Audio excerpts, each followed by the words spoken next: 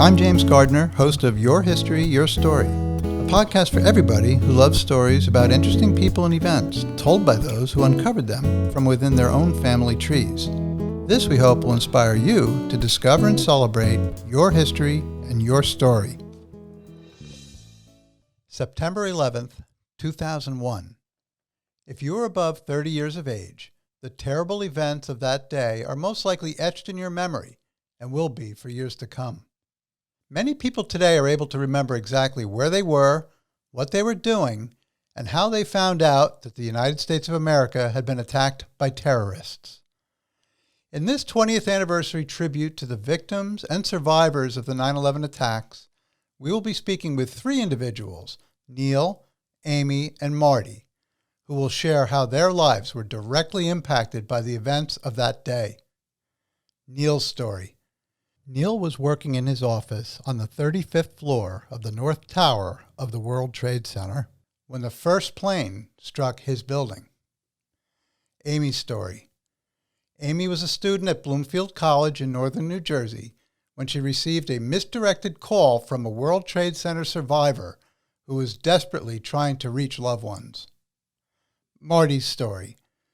Marty was a retired Wanacue, New Jersey police officer when he answered the call to assist NYPD as a volunteer in recovery efforts at and around the World Trade Center.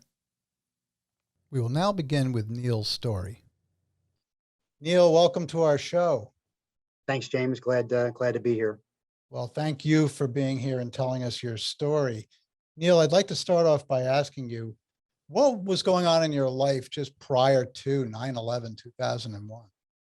Yeah, so I was 39 years old that year. I was working for Kemper Insurance Company. I had just actually moved from downtown Manhattan, working for a different company, to the World Trade Center for Kemper Insurance Company. It was August of 2000. I think I started at Kemper.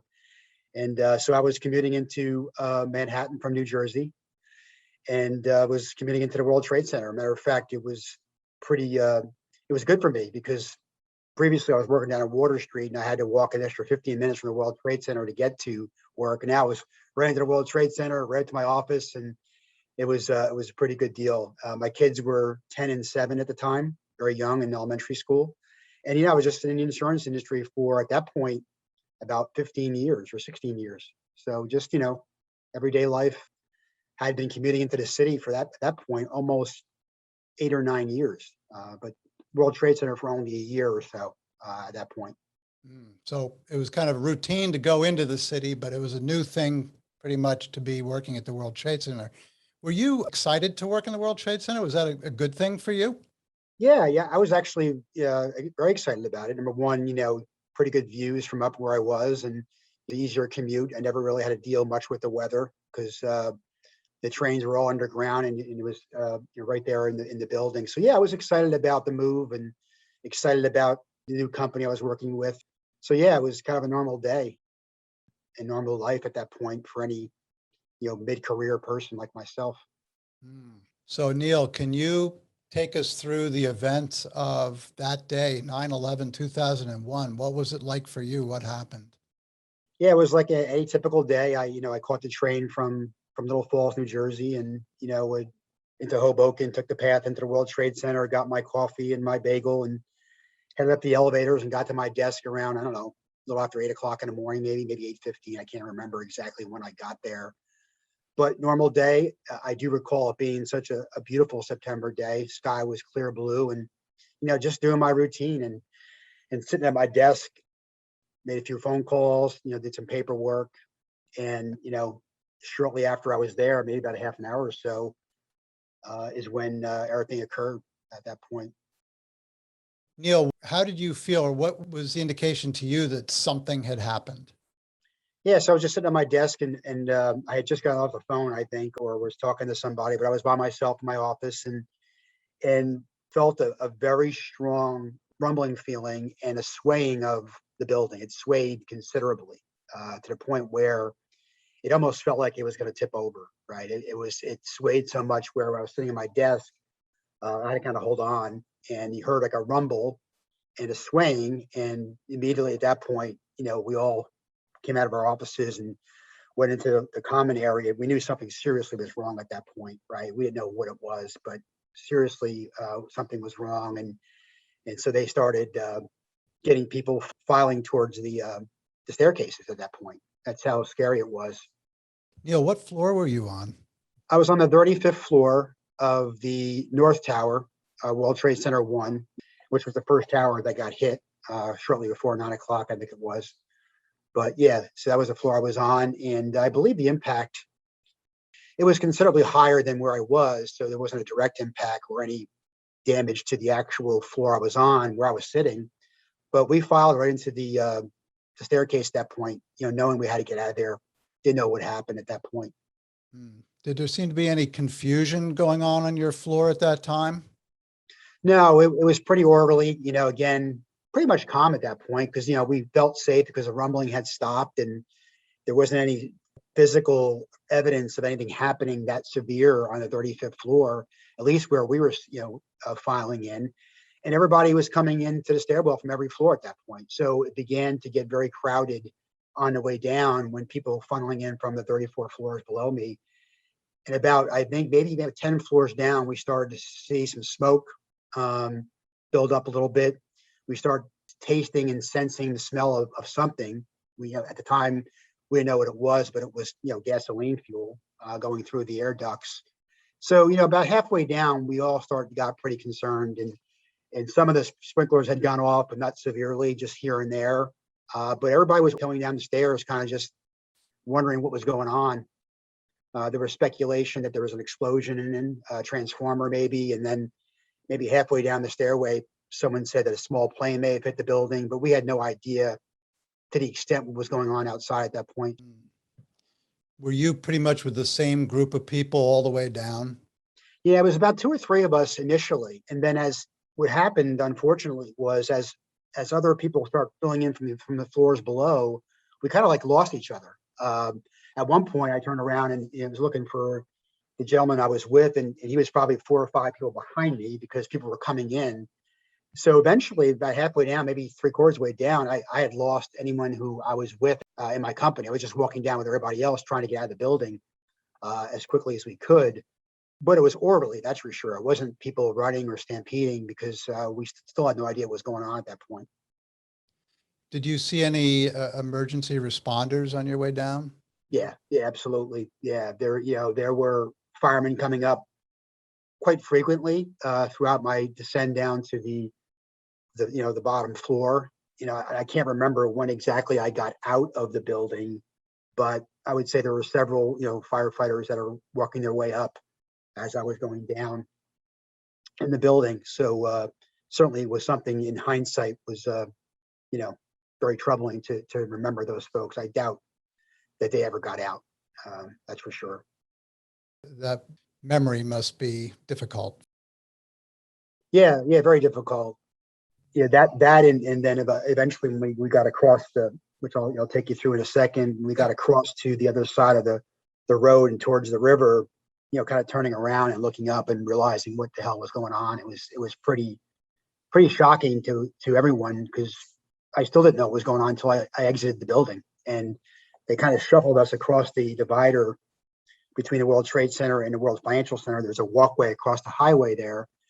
They were shuttling us through quickly. The police were, and it's just go, go, go, don't stop, go, go, go. So everybody was going across down the escalator on the other side of the road, turned around and looked up, and there it was. Both towers at that point had been struck, including the second tower had got struck while we were in the first tower walking down. We had no idea. We didn't hear it, didn't feel it, but that got hit while we were still coming down the first building. Now you're out of the building and they shuffled you across. What happened next? Yeah, so a lot of people were just standing by the ferry. There's a ferry that goes across the Hudson at that point, takes you to New Jersey. And a lot of people were just standing and looking and watching. And so I stood for a while, just, trying to figure out what was going on, asking people. Very shortly after I got there and turned around, people started telling me that weren't in the building, that were just there, what happened.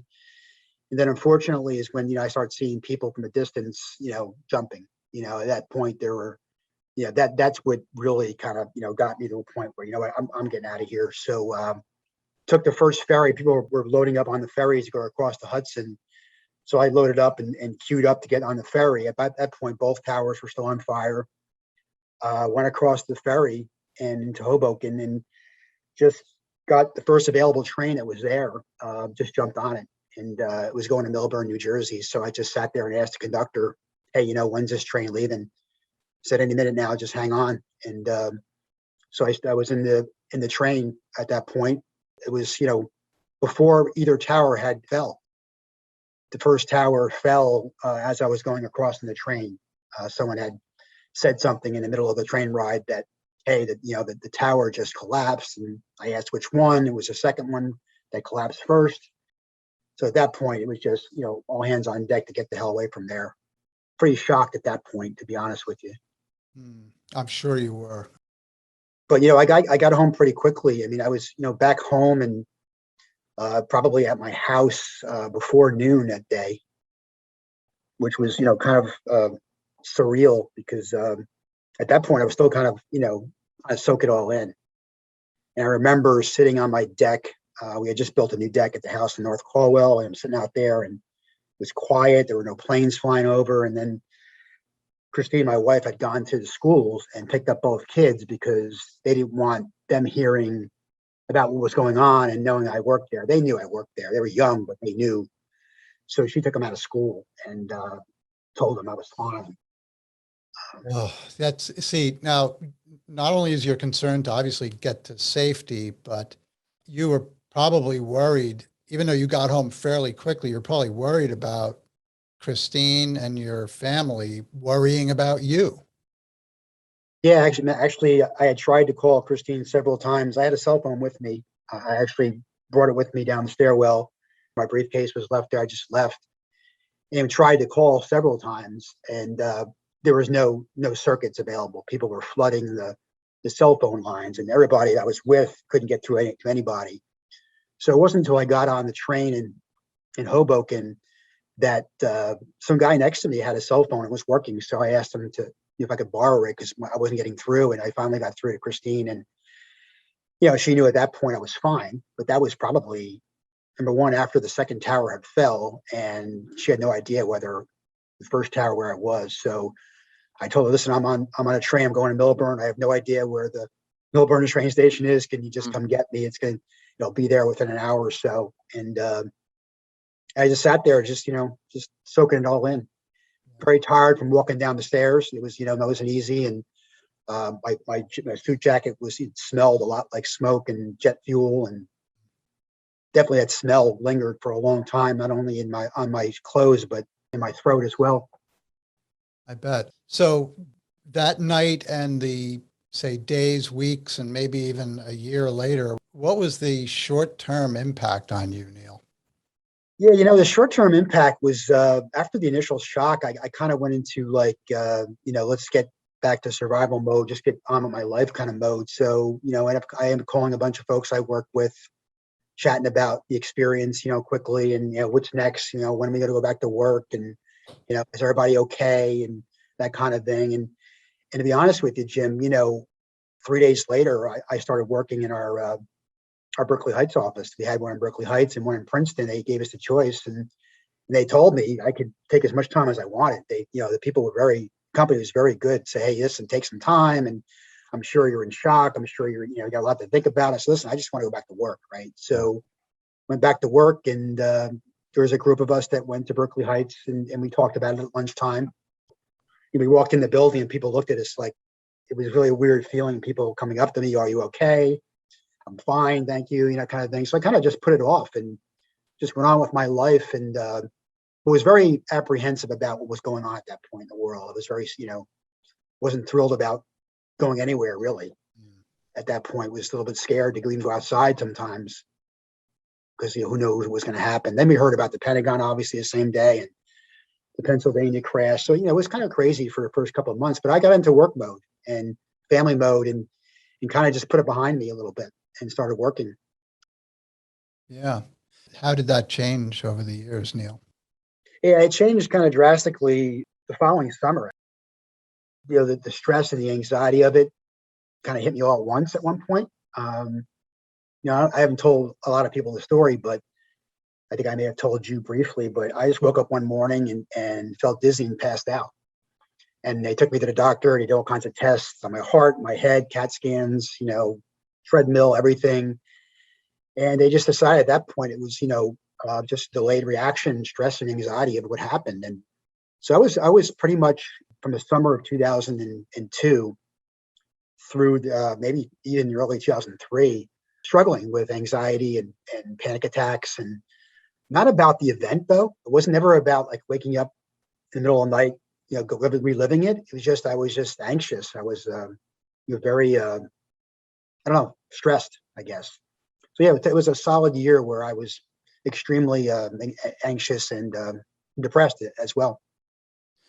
Yeah, I mean I think that is totally understandable what you actually went through and what kind of things it triggered really in you to be sort of on edge. I certainly wouldn't blame you. I think so many of us who remember that day who were not in the World Trade Center or not in the Pentagon were stressed out and anxious because of the event itself, but you were actually in one of the buildings that was hit. So I can only imagine how that impacted you. It was a horrific thing to live through, but how would you say that the person you are today, how have you been impacted by that event? Yeah, I would say a couple ways, James. I mean, in hindsight, knowing what I know now, I probably would have got the help that people had offered me at the time, like counseling and talking about it and kind of dealing it with head on. Right? I didn't talk about it much. I mean, I just told the story to a few people that I knew and saw me, and I never talked about it for months, maybe even years. It made me realize that when you have a stressful situation or an anxious situation where something happens in your life, you need to talk about it at least. I think get help. In hindsight, I probably would have gotten help earlier. Number one, and number two, the short term, it changed my life in terms of, well, I didn't sweat the small things anymore. Kind of like, I'm glad I'm alive and this and stuff. But that fades so fast. And it's unfortunate, but it does. It's really after 2 or 3 years, it's like it was a distant memory. But during the anniversary of each year, I would just look back, James, and say and think about what I would have missed if I wasn't here, not versus dying or not making it out. Just the things I would have missed each year that happened in my life is how I dealt with it every September. Even sometimes, even not even in September, just off calendar, thinking about 9/11. It's like, wow, I would have missed this in my son's life, this in my daughter's life, this in my brother's kids' lives. And so each year when the anniversary comes, I don't think about like, oh wow, I'm glad I got out safely. I think about what I would have missed, right? I mean, my kids growing up, and my brother's kids growing up and having kids, and so that's really how I think it's affected me more than anything. Kind of appreciating the fact that hey, I live a full life, right? I'm 59 years old now, 20 years ago, and I can't imagine how my family would have reacted if I wasn't here for 20 years now. Think about it. It's crazy. It's hard to believe 20 years. I remember the first anniversary. I remember Mhm. so Yeah. much was going on and commemorating it and things like that. But you're a dear friend of ours, Neil. I remember when I first heard about the planes hitting the tower, my first thought was you because I knew you worked there. Thank And you. we were just so thrilled to actually find out pretty quickly that you were okay. And that Yeah. was a blessing. But certainly there were so many people who were tragically killed, Yeah. and families that were affected. Uh, Yeah. but I'm just so thankful that you're able to share this story. I know it's not a story that you really talk about much. We're very privileged to have you do that, particularly now that it's the 20th anniversary of that event. I know there's probably a lot of other people out there whose lives were touched in a similar way, and we've had some of those stories right on this podcast, and I hope that people will just appreciate what people went through and came out the other side, not necessarily the same person as they were from before. So I want to thank you again, Neil, and I hope that the rest of your day is a really good one. Thanks, James. I appreciate you. You had me on today. Okay, bye-bye.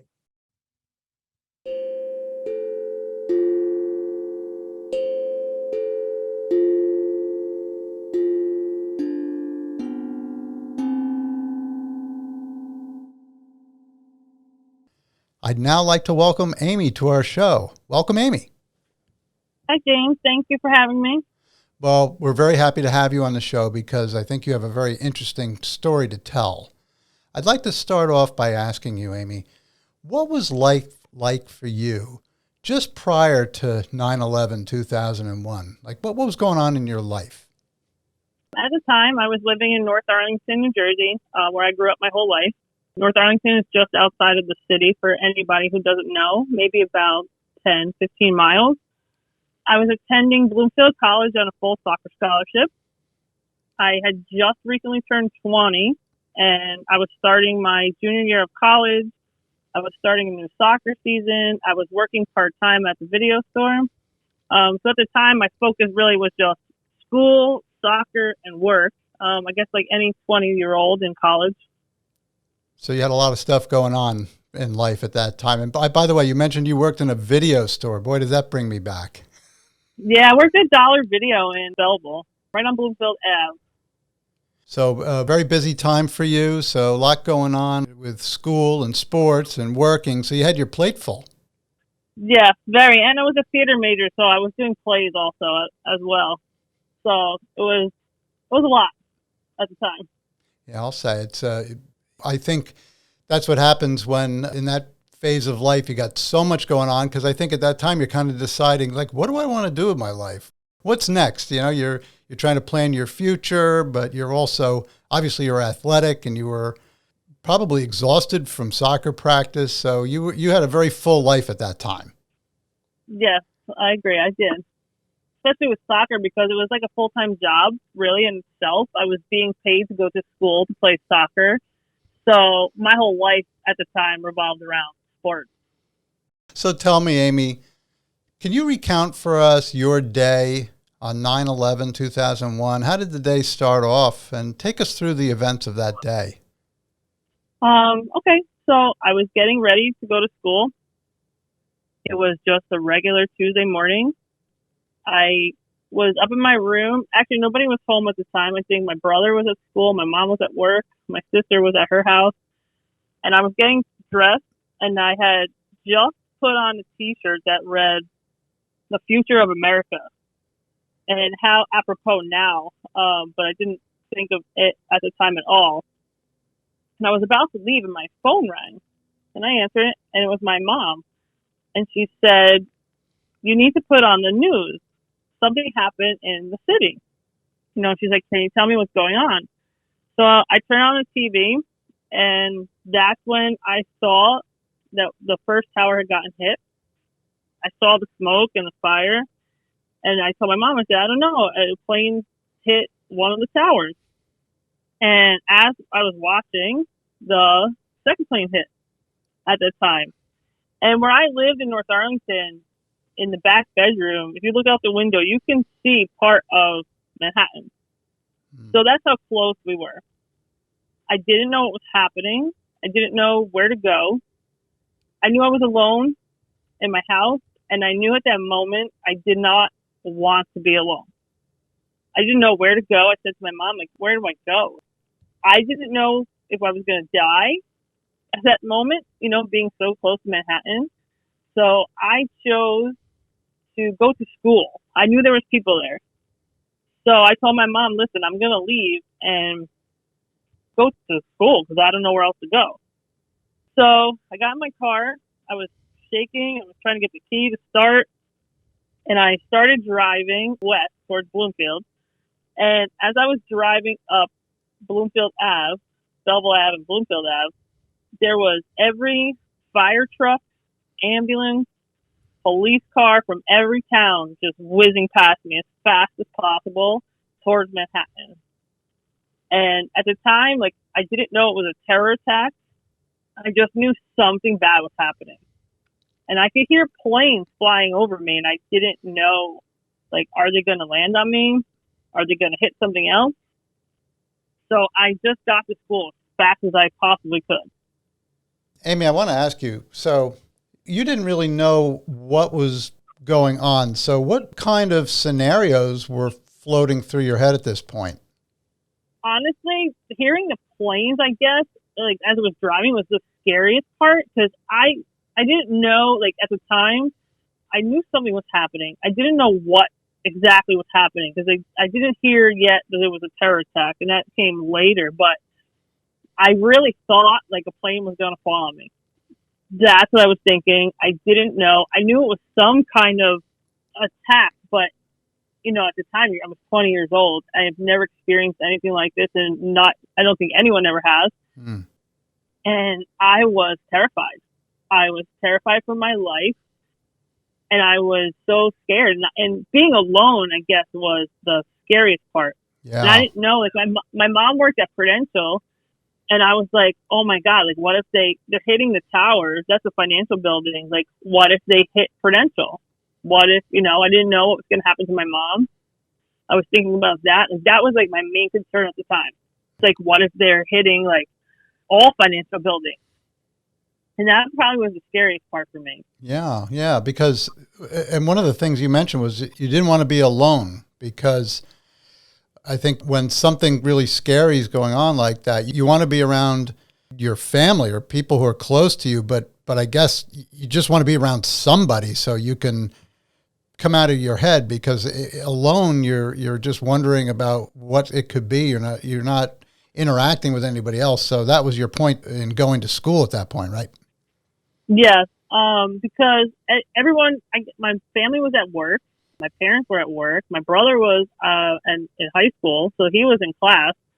None of my neighbors were home because they were all working. Like, I was literally alone.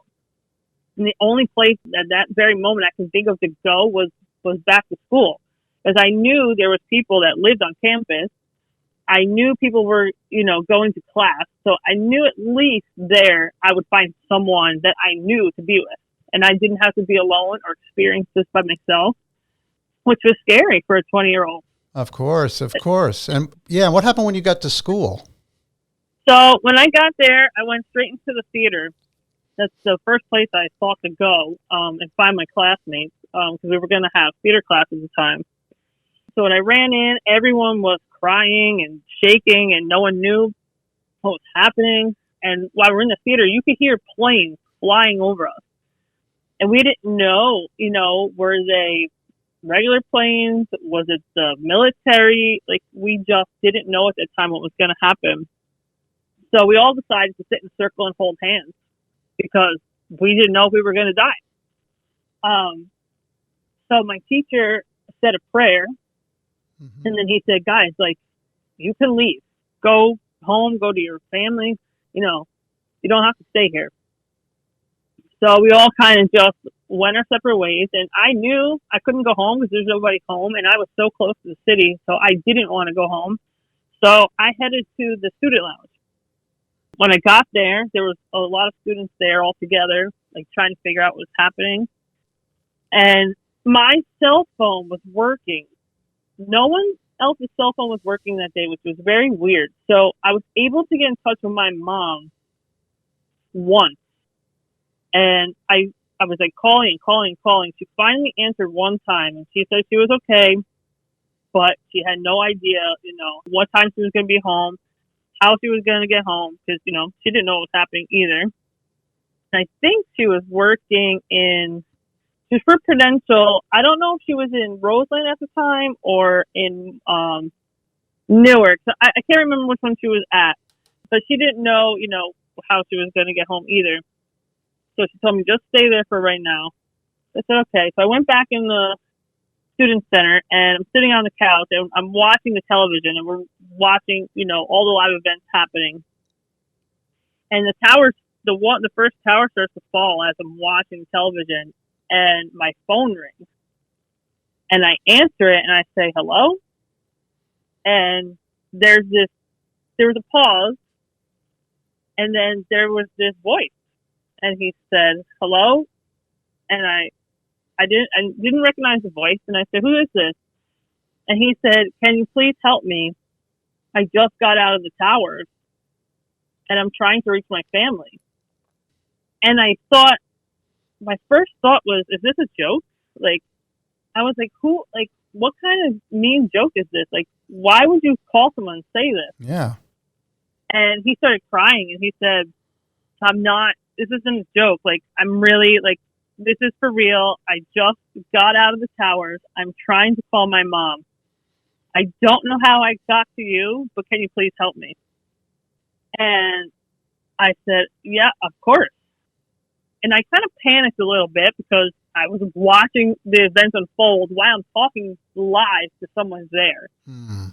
And I didn't want to mess it up. So I found my teacher and I said, can you please help us? And his name was Michael, and he was trying to reach his parents in South Carolina. Mm-hmm. And I guess because all the phones weren't working, he was trying to reach 803-7364 and 3 other numbers. My cell phone is the same number, but with a 201 area code. So somehow when he was calling South Carolina, all the phone wires got all discombobulated, and it called my phone. So me and my teacher got his parents' number, and he told him we would call them. And he said, thank you. And he said, I really appreciate it. And he hung up. So me and my teacher called his family, and of course they didn't answer. Right.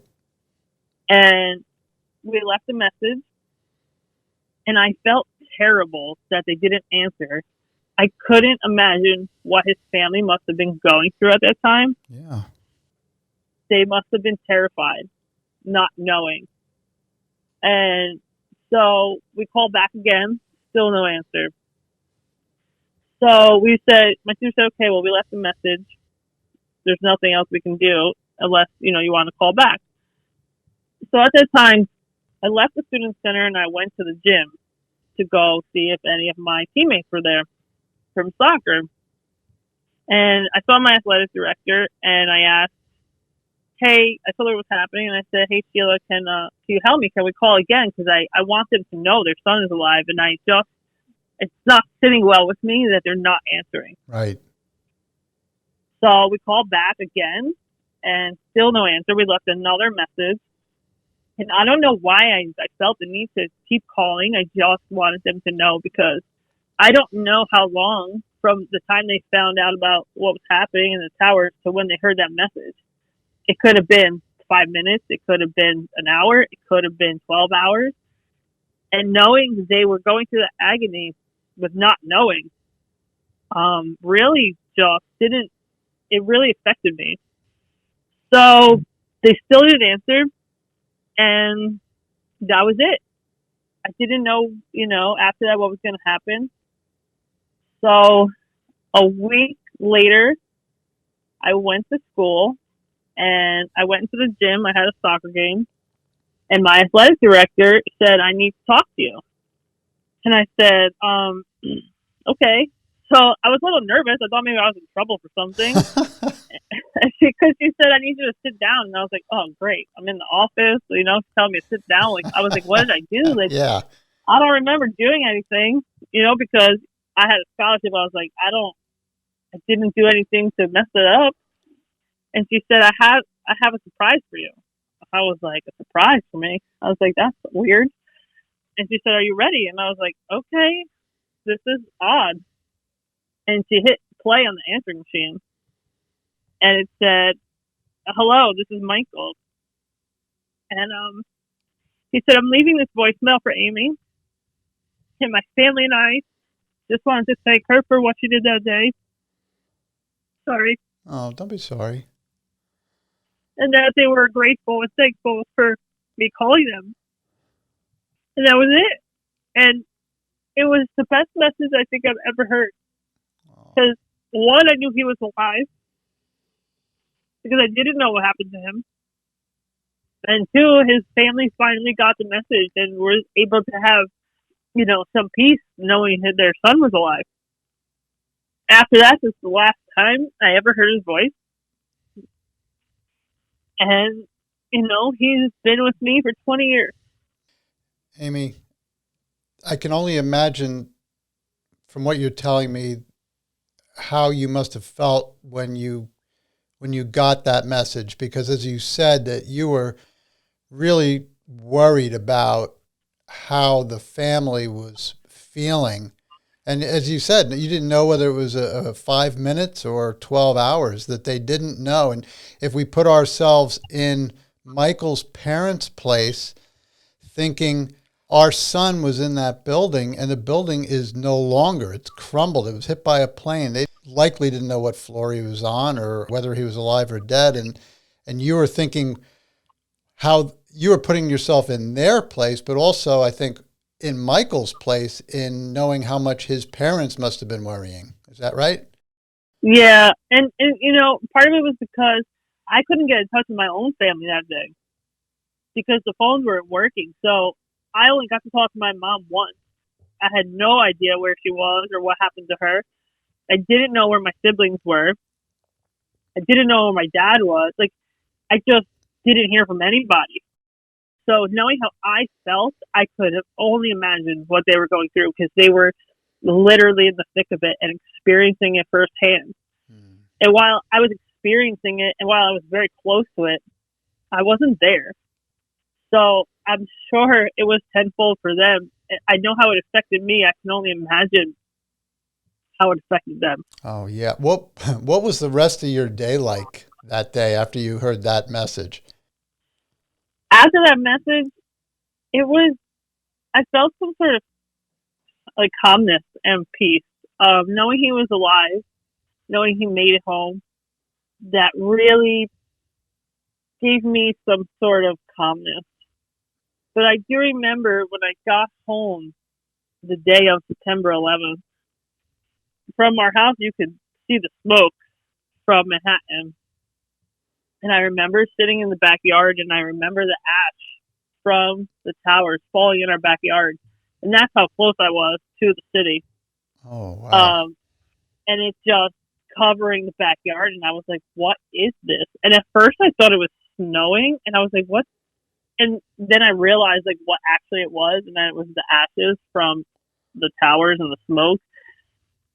And I couldn't believe it reached all the way to me. And it was very harrowing. Harrowing. It was eerie. And I remember going into Lyndhurst, going to on top of a hill, and you can see the skyline like perfectly. There was nothing blocking it.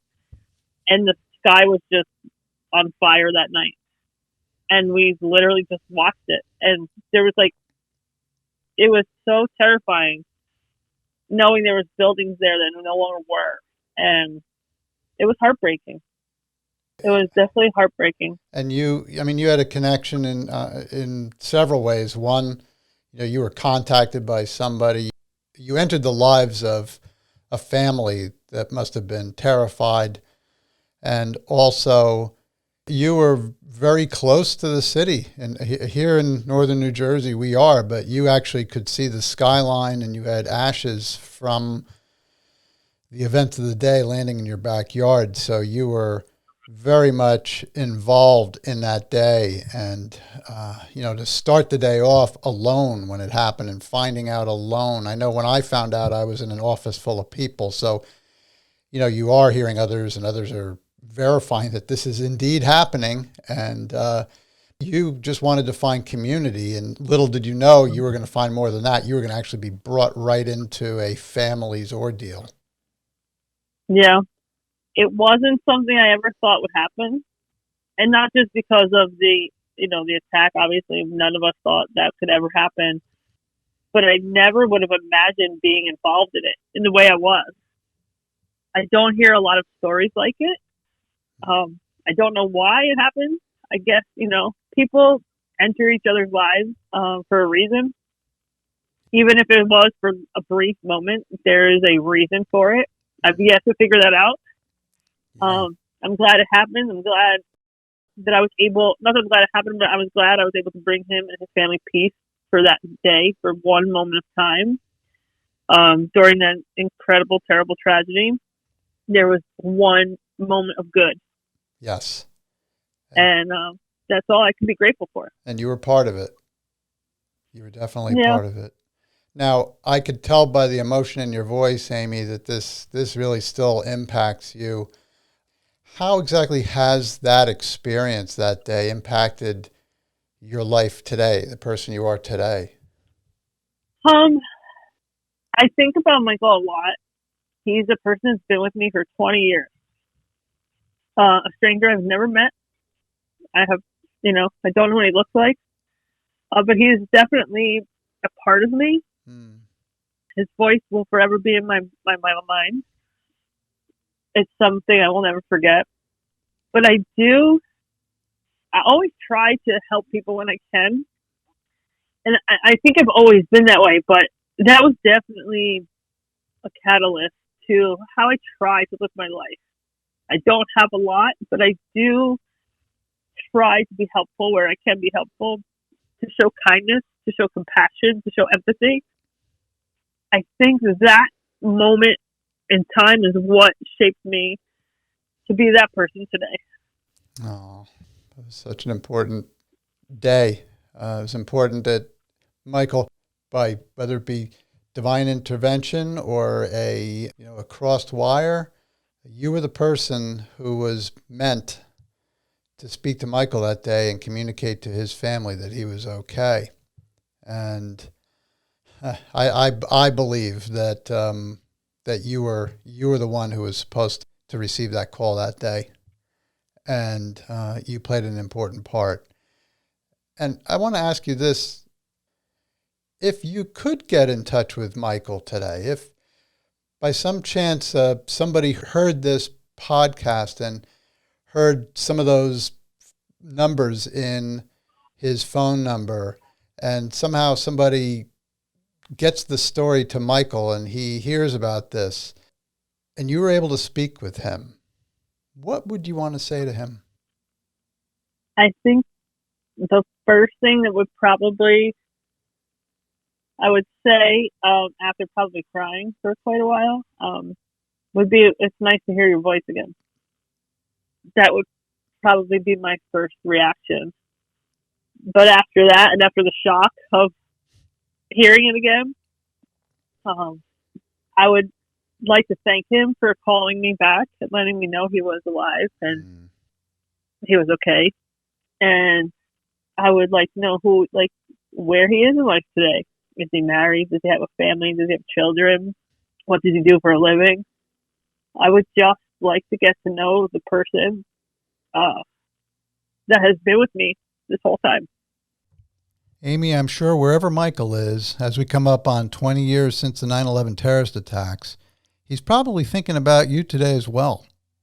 So if Michael or his family hear this story, I hope they'll contact our podcast at yhyspodcast@gmail.com, and we will notify Amy. Amy, I want to thank you so much for this heartfelt story. It's very powerful as we come up on the anniversary to remember there's a lot of good out there. There's a lot of good-hearted people. You're one of them, Amy. And Michael and his family for taking the time, even though they were going through their own stuff, I'm sure, emotionally right after the attack, that they took the time to call and contact you again and thank you. And I think that's just sort of a testament to the unity that did exist at that time, and it's very inspirational. Oh, thank you so much. I hope you have a very nice day, and I hope we hear from Michael. I hope so too. I hope this gets out and maybe he'll actually hear it. Thanks, Amy. Thank you so much.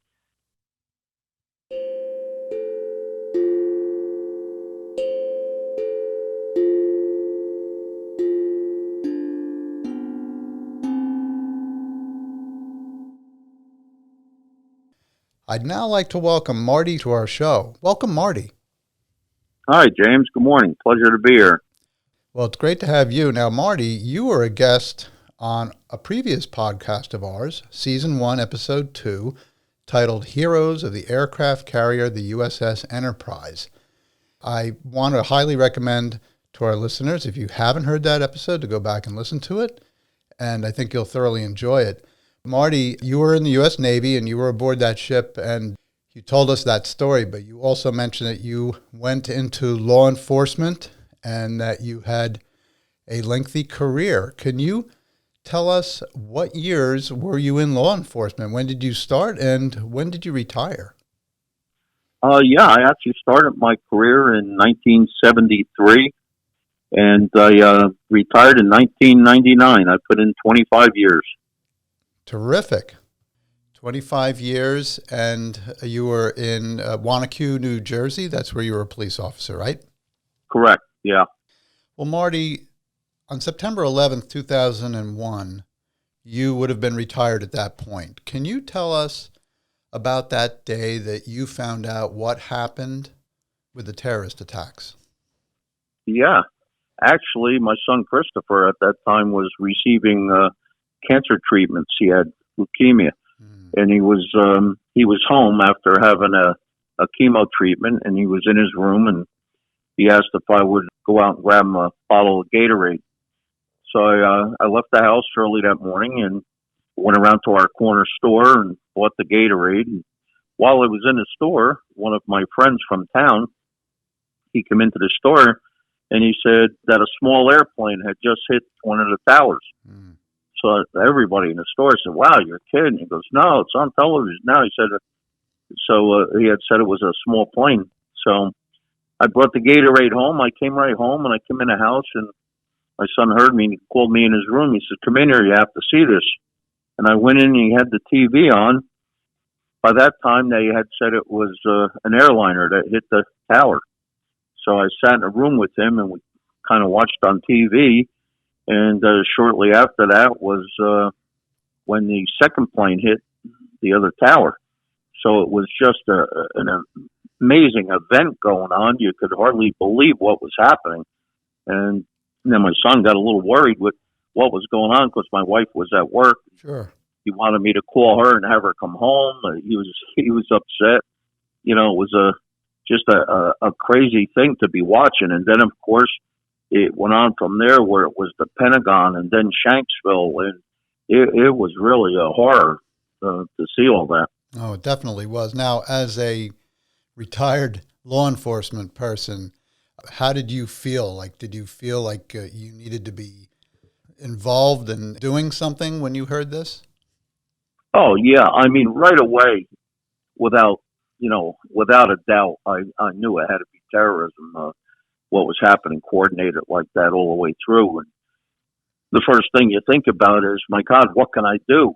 So many people involved in this thing, and, everything goes through your mind. That's why at the time you saw so many young people enlisting in the military and different things like that happening. But, yeah, it was definitely a feeling of how can I help? Now, you did end up helping. Let's have you take us through what happened next after the terrorist attacks, and how did you end up getting involved?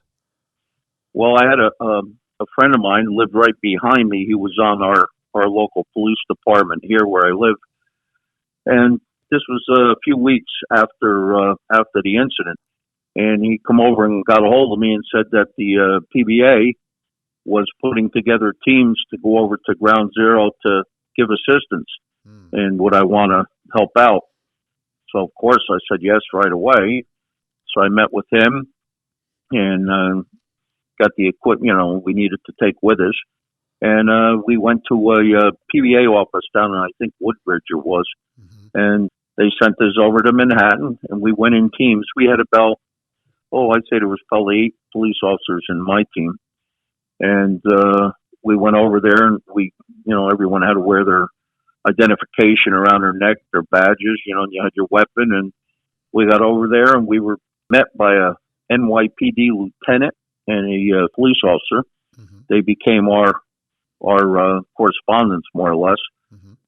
We had an area that we set up tents. There was already quite a few tents set up, and we did set up tents that we could take a break in. We had a little trailer where we could eat. And what we did was, it was amazing to see the amount of equipment that was donated so quickly. We had a flatbed trailer pull in by our area where we were staging, and it had 4 brand new 4-wheeler ATVs, and they were dropped off at our location. Those were for our use, and what we would do is we would take different New York police officers to the pile and relieve someone and bring them back. And then there was other times of the day they had us stand security watches actually on the pile, around the pile. Mm. Believe it or not, I mean, there was tons and tons of first responders there helping out. But you also had civilians and people that were there for nothing else to gawk, to see what was going on, to maybe take a souvenir. They were, trying to walk up to the pile, ride up to the pile on bicycles, or get through the security. We had some National Guard troops were there helping us. And plus, at that site, the Trade Center, there was an FBI building. They had different things that were located in that building need to be secured. So it was quite an effort. And that's why they had us, do the various jobs of relieving the police officers, bringing them in and out, and because we could get into the site, and then they had us stand in security watch around the pile itself. I'll tell you, when I got there, watching it on TV and seeing it on the news couldn't compare with seeing it in person. The destruction, the rubble, just the thought of what has to be done here. It was still in the phases of trying to recover anybody that could be recovered. And it was just an amazing task. And it was unbelievable to see the stench and the smell that was through the whole city. And where we were, you're looking at New York City, where I was once or twice, where you were going through those streets and it was, busy with cars and this and that. To see it just littered with papers and debris and white dust and powder over everything. A few times when we were actually on the pile or doing security, when we were up close with our ATVs bringing the officers around, it was kind of a very eerie feeling because there was still cars, vehicles, people's cars parked in parking garages. There was still pocketbooks left on tables in these coffee shops or restaurants. It looked like something out of a sci-fi movie. It was just unbelievable. And I think one of the most amazing sights for us were there was a lot of volunteers, like I say, us included, working on that pile. So you had firemen, you had police officers, Port Authority, construction workers, and there was a lot of noise. And then all of a sudden, it would get so silent that it was deafening. And if they had found or located a fireman, the firemen were the ones to be able to bring that body out of the pile. If it was a police officer, the police officers brought him out. You would hear this amazing silence, and you would see firemen coming off the pile with a stretcher with an American flag draped over it. And everybody, without any direction, everybody just snapped to attention and snapped to a salute until that body was brought off the pile and placed in a vehicle. It was just absolutely unbelievable. It must have been really emotional, particularly for the firemen or the police officers who were recovering those bodies. It must have been tremendously emotional. And I guess the thing also was to stand there and watch this, and it wasn't very often that this would happen where someone was recovered. But you're standing there trying to cope with, okay, that was one person that they just brought down. You're talking about thousands were in those buildings. Yeah. And where were they? Yeah, I remember thinking about, the tremendous loss of life. And I remember people saying that even in New Jersey, there were commuter parking lots that had cars sitting there for days. Right. Because their owners weren't coming back to get them. And how long were you actually there, Marty? We were there several different times, but we were there, we spent 2 24-hour days there, 2 24-hour shifts. And then on some days it was 6 hours or 5 hours or whatever we could volunteer for. So we stayed up 24 hours around the clock, and we did 2 hours on, 2 hours off, and we just continued right on through the whole day to the next day. And like I said, we'd only take short little breaks or grab something to eat, and that was it. I mean, to see the sternness on the faces, to see firemen, sitting there taking a break with their head bowed, and police officers, and seeing men cry. I mean, it was unbelievable at the loss, the fire engines that were under the rubble and knowing that their fellow firefighters or police officers were gone. It was a real emotional scene. That was a heavy toll. Also, I told you about equipment being donated and sent there to the scene.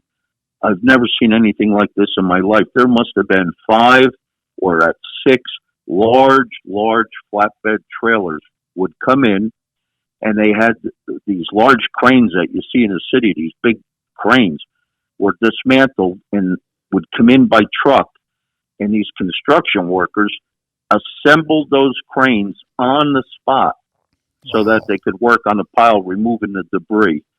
They had steel workers and guys with torches and I mean, to coordinate like that and get that equipment working and everything else it just showed you at that time. To me also, there was so much pride built up inside you, because you're saying, yeah, we got hit bad here, we got surprised, but look what Americans can do.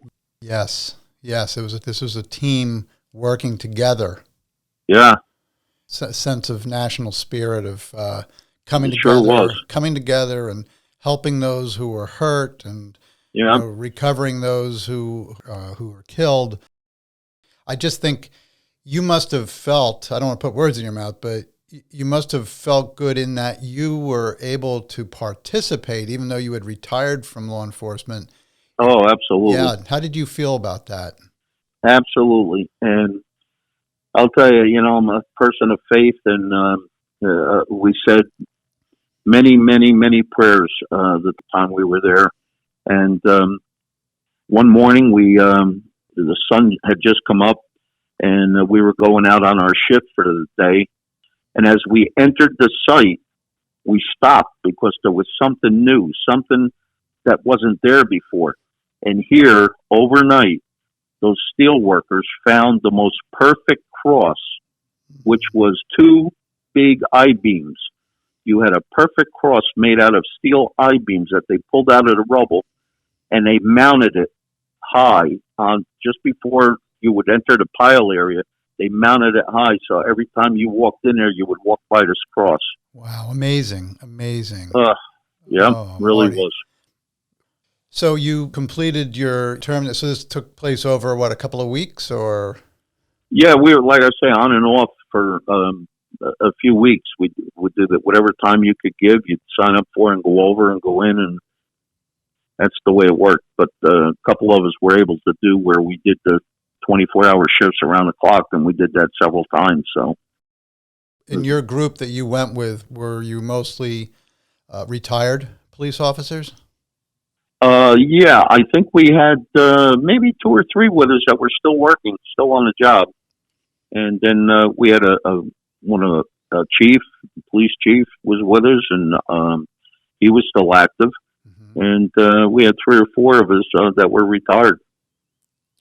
Well, thank you for your service in doing that, and I'm sure that the NYPD was grateful for any help from the PBA and officers from New Jersey and the other states who came in to help. Now, Marty, that must have been a very emotional experience for you. And again, I think when you talk about the colossal amount of materials and just debris that there must have been, the thoughts that you had the recovery, which was the most important, but eventually that all had to be removed so that the city could sort of get back on its feet. And I think we don't think really how big a deal that must have been to get rid of all the debris. And of course, in the most respectful way, you cover remains and then also have to remove all the debris and dispose of it. I'm sure there was a lot of dust and things that you had to contend with there. And it's just a huge effort. And I thank you for telling us about this, because we hear about the events of 9/11 and how it impacted us individually. Now, I want to ask you, Marty, how did your going into Manhattan and assisting in the recovery and cleanup process there, how did that impact your life?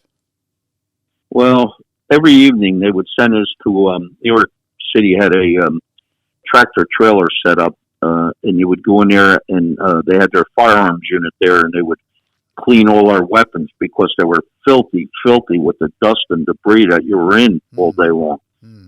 One day I was there and having my weapon cleaned, and I'm hearing a little bit of this conversation, and I can see that this one fellow standing there, he had a chain around his neck with a cross on it and all these. He was in tears, and he was talking to another man, and I'm standing there, and I just reached down and I put my arm on his shoulder and wanted him to know that, I kind of felt like he did. And what we took away from that after we spoke a little bit, on the ride home when we were leaving the city, I thought about it and said, how life is just so important, and how quick it can be taken away. Yeah.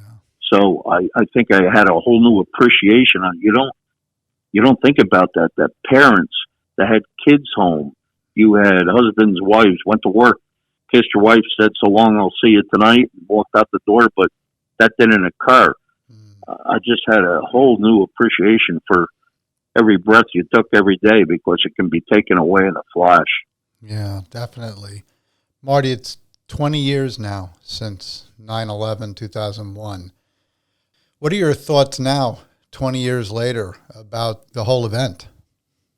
Well, what makes me sad is I still feel the same way.